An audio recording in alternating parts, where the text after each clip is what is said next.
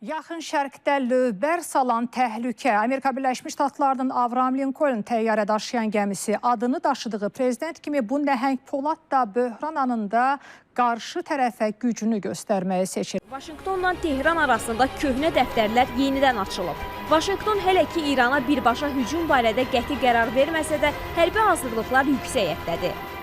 Amerika Birləşmiş Ştatları və eyni zamanda İran üzərində psixoloji təzyiqi saxlamaq üçün regiona qoşunlarını yerləşdirir. İrandakı ixtişaşlar və etirazlar göründüyü qədər səngiyib, amma yenə də bəli bir təzyiq variantı kimi bunu saxlayırlar və qarşıdakı günlərdə və yaxud həftələrdə də ola bilər ki, bu zərbələr endirilsin İrana.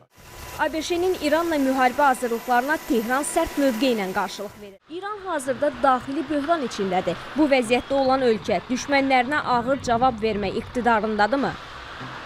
ABŞ və İsrail birlikdə İrana qarşı əməliyyatlar icra eləsələr, düşünmürəm ki, İran buna qarşı çox açıq şəkildə cavab vermə iqtidarındadır.